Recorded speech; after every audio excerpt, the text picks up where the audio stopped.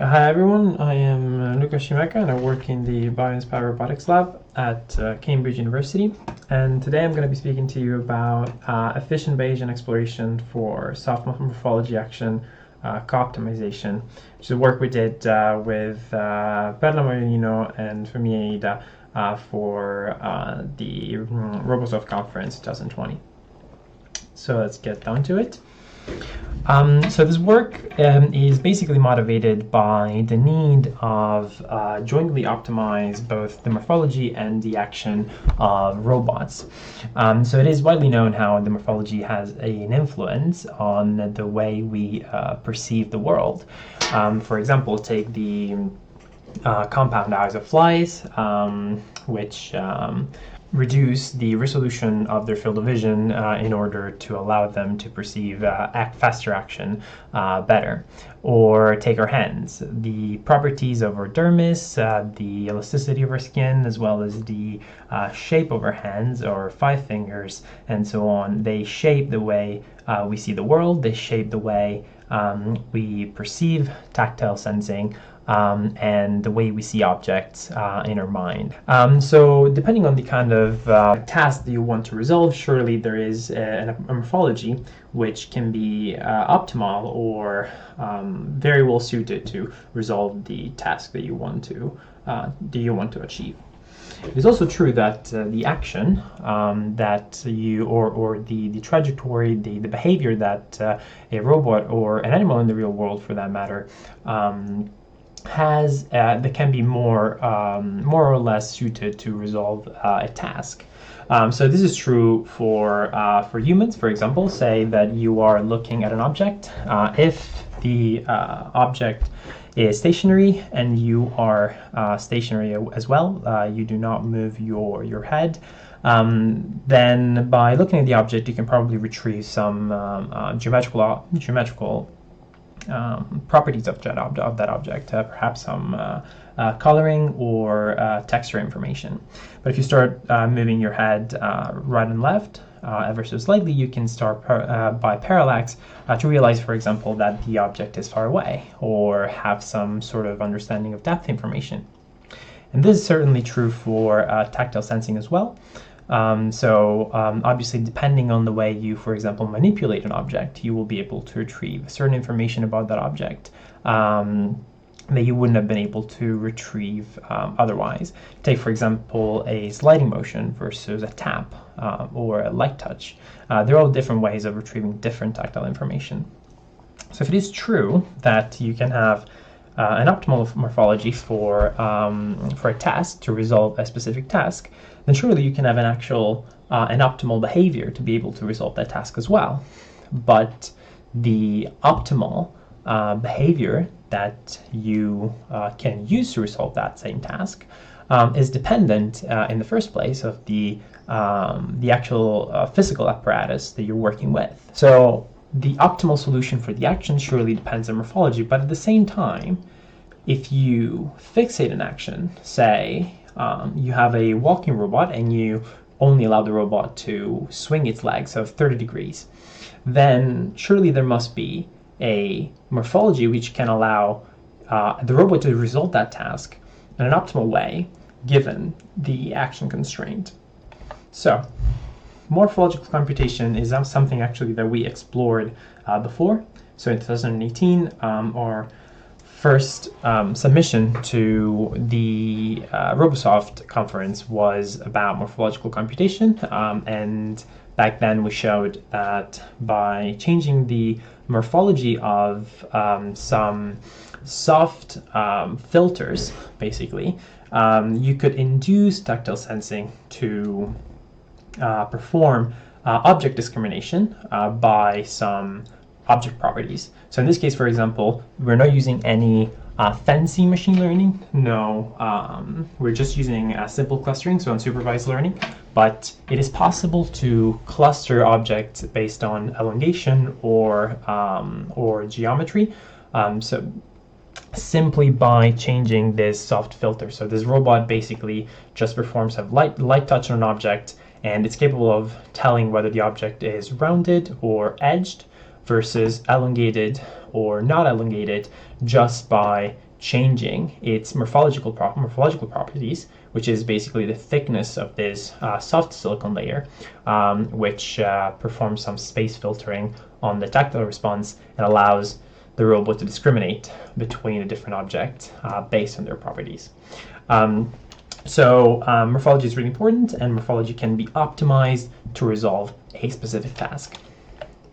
In the context of sensory motor coordination, instead, this is an example of medical palpation. It's very relevant because medical palpation is one of the examples where action is, through action, it is possible to filter out sensory information, in this case, tactile sensory information, to be able to retrieve complex information from soft bodies. So in this case, the filtering is being done not only by the sensing apparatus, which is a tactile sensor, but also by action. So the trajectory of the hand as it moves over time, which is capable of retrieving more information than if it was stationary, for example.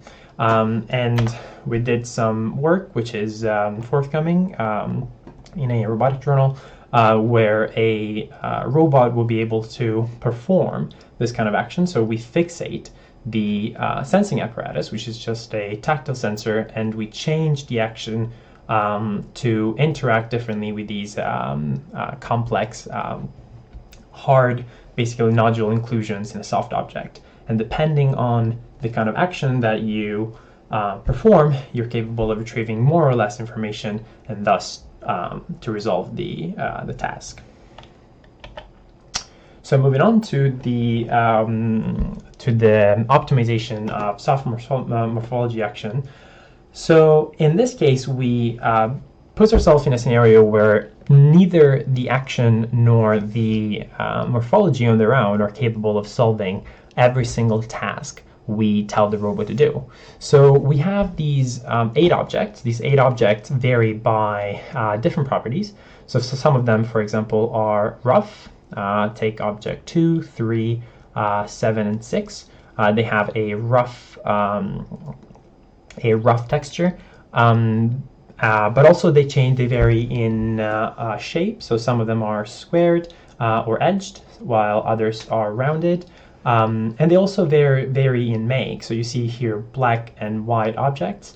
The white objects are stiff or hard, while the black objects are made of rubber, so they present some elasticity.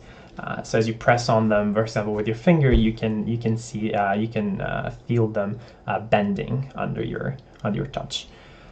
So if the robot is to be able to discriminate between all these different objects, it can do it based on these four different properties. So it can discriminate objects based on roughness, it can discriminate objects based on roundness, or it can discriminate objects based on shape, squared versus rounded. So the robot is given the opportunity to use this tactile sensor, which is the tactile sensor presented beforehand. It's basically a capacitive tactile sensor where every tactile is capable of detecting a pressure. So you have a pressure pattern, and in this case you have a pressure pattern over time. So every row in this picture is one time slot, and you vary basically through the touch response. You vary the sense pressure over time. So that's why you see these row spatiotemporal data. The kind of action that you apply is basically sliding and pressing motion. So you see this is the end effector, this is the object. The end effector remains at all times normal to the surface of the object, but we allow the robot to basically slide over the X and Y coordinate as well as the Z coordinate, so the robot can move left and right as well as press onto the object. So what happens when you do that is that depending on the action that you use, depending on how this robot is moving left and right and pressing down into the object, the robot will have different tactile responses. But these tactile responses are also dependent on the kind of end effector that the robot is using. So we change the electric layer of this capacitive tactile sensor to have either no roughness whatsoever, or these protruding bits of silicon, basically, of 3 millimeters or 5 millimeters. So the robot is not only able to change its motion, so to change by how much it can slide left and right, or downwards, but it can also change the tool that it's using to sense objects. So it can choose to have a flat dielectric or dielectric with these spikes. So what happens when you do that is that what you can see is you can create density probabilities, probability density functions by coupling every action and morphology together. So you have these 3 different morphologies, and for every pair of morphology and action, you can see how the robot perceives the world in terms of the probability function or the density function, and the distributions, the resulting distributions of using that sliding motion together with the respective tool. Here you see only 2 dimensions because we use PCA to reduce the spatiotemporal data into a lower dimensional space. What you can do also is you can rank the motions based on the distributional overlap. So the more overlapping motions rank lower in general than they would if they were less overlapping. What you can see is also the distributions changing over rank. So this is rank 0 through rank 26. Every one of them is a pair of action together with a morphology, and you can see that the best performing morphologies do indeed separate the data in such a way that it is more easily discriminable. And this can be done over different tasks. So you can see, for example, that for test 2 you will have this ranking, but for another task you will have a different action morphology pair. One other highlight of this is that you can use this idea of ranking to guide your exploration. So as you explore more and more of these morphology action pairs, you can actually avoid grid search methods by instead using this idea of overlap to guide your search. So you're faster if you search in such a way rather than simple grid search methods. So we can see here is the robot actually performing the action, and the change in morphology is actually done manually at the moment. But the robot can perform this lighting action, and what happens at the end of every touch experiment is that, so here it's sensing the tactile response while touching the object, and then every one of these tactile responses are re-encoded into a 2-dimensional space. So what happens is that the robot can just do that iteratively and create distributions for every type of object. Here it's discriminating between rough and smooth objects, for example. So when you do this, you can finally see that the robot is, for example, capable of discriminating between rough and smooth objects by picking a tool or a dielectric which is capable of sensing these roughness, these rough surfaces, and it will pick, together with that rough surface, it will pick an action which makes the robot go back and forth over the direction against the direction of the roughness, so that he can sense it better. For these objects instead, for example, pick something like the smooth dielectric, which better discriminates between them. Thank you.